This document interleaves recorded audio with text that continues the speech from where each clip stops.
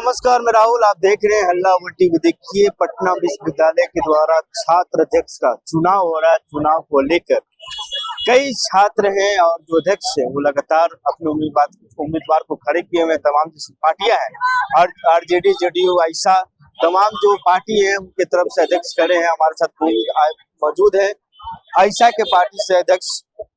क्या नाम है आपका? देखिए, मेरा नाम विवेक कुमार है। पहले आपको जितने भी आपकी जनता है उनको हम अपने तहे दिल से धन्यवाद देना चाह रहे हैं कि वो तमाम बातों को रखे मेरे तरफ से। और मेरा नाम विवेक कुमार हो गया। मैं आयशा से वाइस प्रेसिडेंट के लिए उम्मीदवार हूँ। अच्छा, कई समस्या है पटना यूनिवर्सिटी में। कई कई छात्र हैं जिनको आवास नहीं मिलता है, और अगर आवास मिल भी जाता है तो उन्हें रहने नहीं दिया जाता है। यहाँ पर देखिए, यहाँ पे प्रशासनिक व्यवस्था देखिएगा चरमर हो चुका है। पहला बात ये आप समझिए। दूसरी बात ये है, जो भी हॉस्टल अलॉट होता है, या तो वहाँ पे जिनका वर्चस्व है, जिनका दबदबा है, वो वहाँ पे जाते हैं, उनका रैगिंग किया जाता है। दूसरी बात, वो रैगिंग के डर से भी हॉस्टल नहीं लेते हैं। और यहाँ पे हॉस्टल का भी बहुत कमी है। जब तमाम हॉस्टल हम घूम रहे हैं तो हॉस्टल में देख रहे हैं जहाँ पे एक रूम में दो मतलब विद्यार्थी रहने का जगह है, वहाँ पे 4-4 विद्यार्थी को, 5-5 विद्यार्थी को रखा जा रहा है। इससे वहाँ का इन्वायरमेंट भी गंदा हो रहा है। और तमाम ये कह रहे हैं कि इसको सुधारा जाए। और बिल्डिंग का भी मांग हो रहा है। और जर्जर स्थिति रिपेयरिंग का देख रहे हैं कि कहीं छत गिर रहा है, कहीं कुछ है, कहीं कचरा है, उसका भी मांग है हम लोग को। और समस्या है कि वहाँ पे पानी और बाथरूम की जो व्यवस्था है बहुत खराब है। ये बुनियादी समस्या हो गया।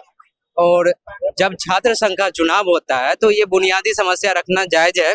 लेकिन हम चाहते हैं, ये तो सवाल है ही मेरा, और प्रशासन से लड़ते आए भी रहे हैं हम लोग, तमाम रोड से लेके, सड़क से लेके सदन तक।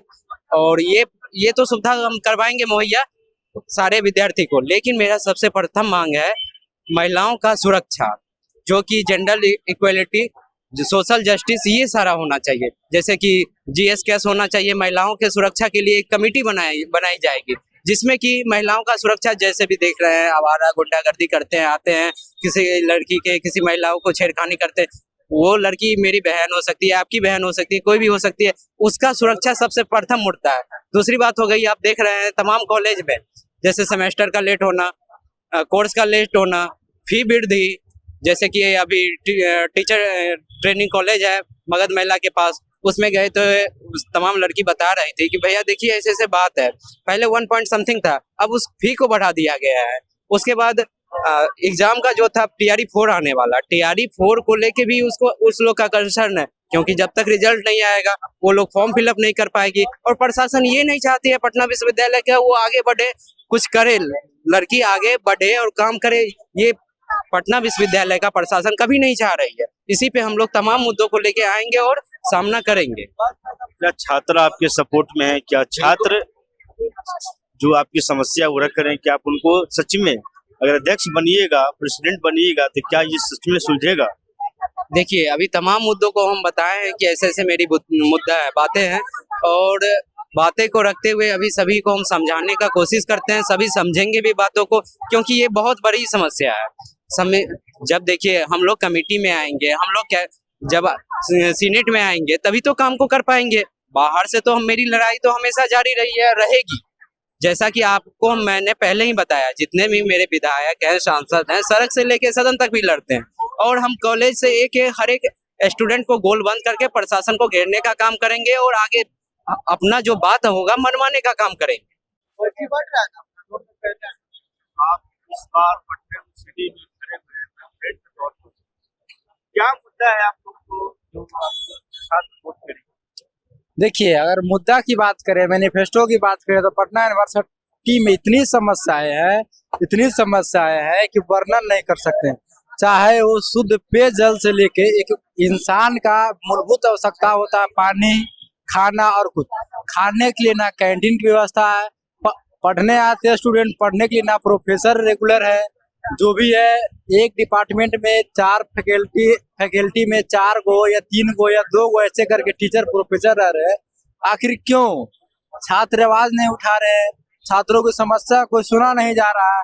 इस बार मैं संतू कुमार, CRJD के अध्यक्ष प्रत्याशी, वादा लेके आता हूँ कि आपके जो भी समस्याएं हैं हमसे मिले, हमसे बताए, वो समस्याओं को दूर करे। पद पे रह के भी, अगर पद पे नहीं भी है, अगर हारते भी है तो भी करने का कार्य करेगा। ऐसे हम जोड़ो उल्लास से लगे हुए हैं कि इस बार प्रेसिडेंट पद के उम्मीदवार अथक परिश्रम से पूरा CRJD इस बार मेहनत कर रहा है और कॉलेज कैंपस को एक सुरक्षित, या फिर देखिए PWC की महिला बहनों की बहुत सारी समस्याएं आ रही थी कि न पानी पीने की है, न वॉशरूम है, फिर ड्रेस कोडिंग के लेके बहुत सारी समस्याएं हैं। ये सब समस्याओं को उठा के हम इस बार पटना विश्वविद्यालय के प्रेसिडेंट पद के उम्मीदवार के रूप में आया हूँ।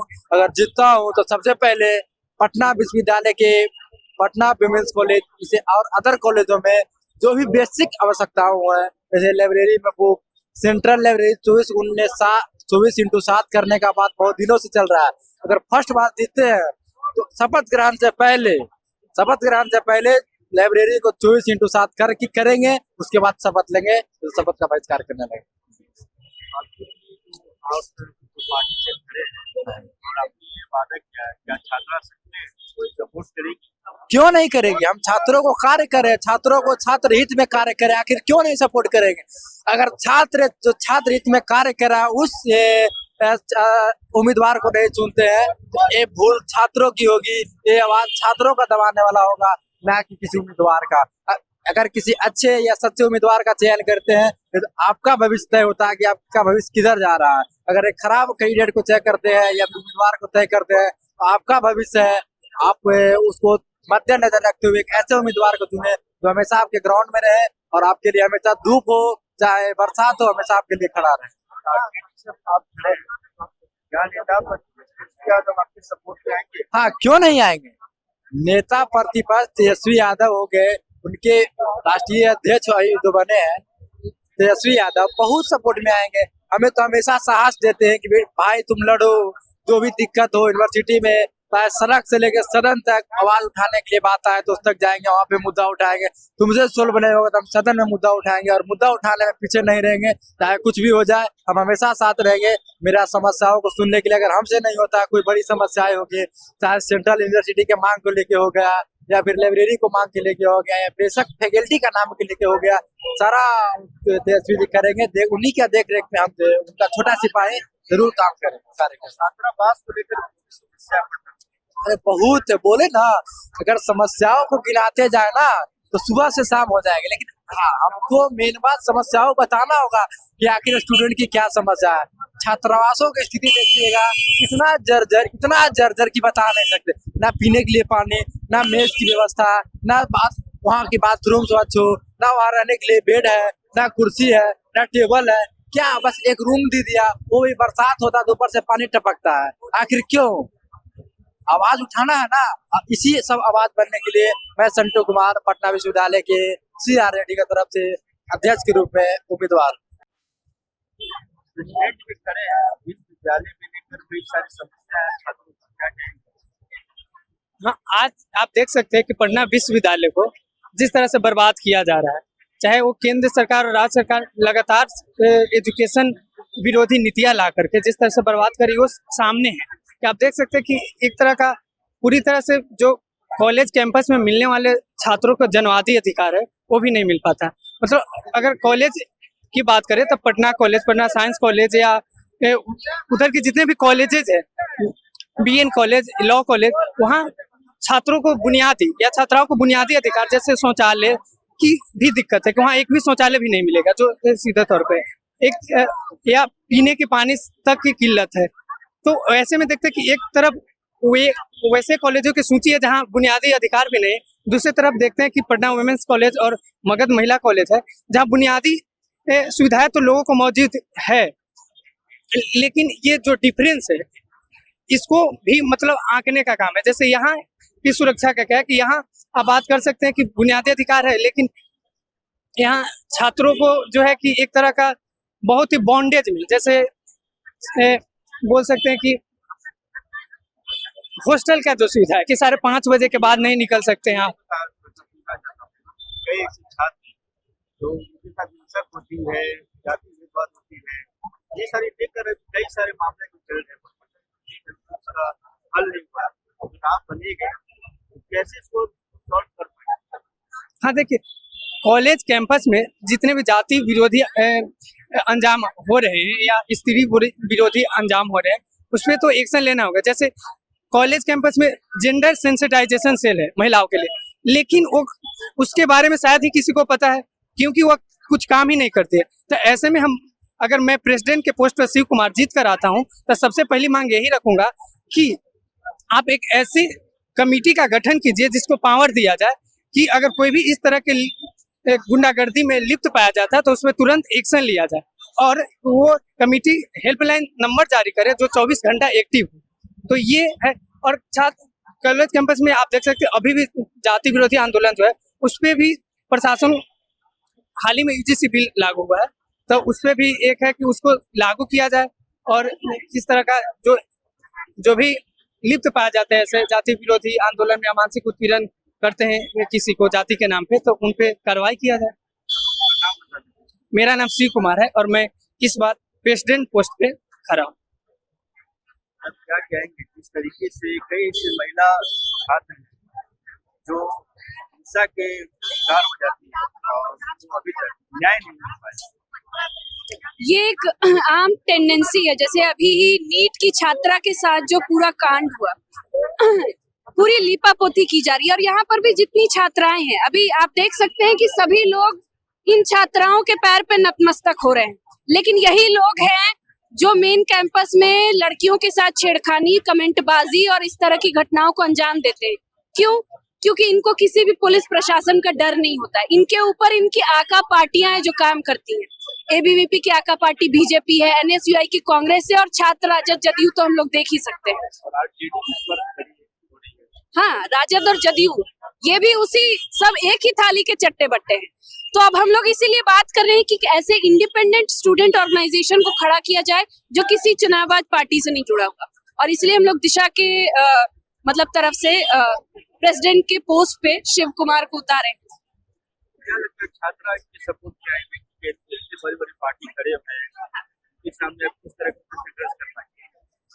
देखिए, पहली चीज है कि इस मेन पटना वुमेन्स कॉलेज का पूरा साल ओपन नहीं होता है किसी भी ऑर्गेनाइजेशन की, और सीधे तौर पे यहाँ महिलाएं जो हैं वो उनके लिए कोई बहुत बड़ा मसला नहीं है स्टूडेंट यूनियन, लेकिन फिर भी हमें लगता है कि हम अपनी बात पहुंचा पाए तो जाहिरा तौर पे अगर स्टूडेंट्स तक हम लोग की बात पहुंचेगी तो वो एक अल्टरनेटिव को चुनेंगी। ऐसी कई लड़की है जो जाकर बोलना चाहती है अपनी समस्याओं को, हाँ, बता नहीं पाती।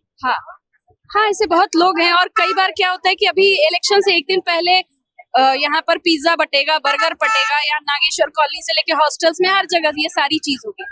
तो उन छात्राओं से भी मेरा सवाल है आपके मीडिया के माध्यम से कि ये आपको देखिए कितनी घोर पितृसत्तात्मक सोच है कि इनको लगता है कि महिला जो भी है उनको पॉलिटिक्स का कोई आइडिया नहीं है, ये बस पैसों पे बिक सकती हैं, ये पिज्जा और बर्गर के पे बिक सकती हैं। तो अब आप लोग को तय करना होगा कि आप सही राजनीति के साथ, सही विचारों के साथ खड़े होंगे या फिर इनकी इस सोच को बदलने का काम करेंगे।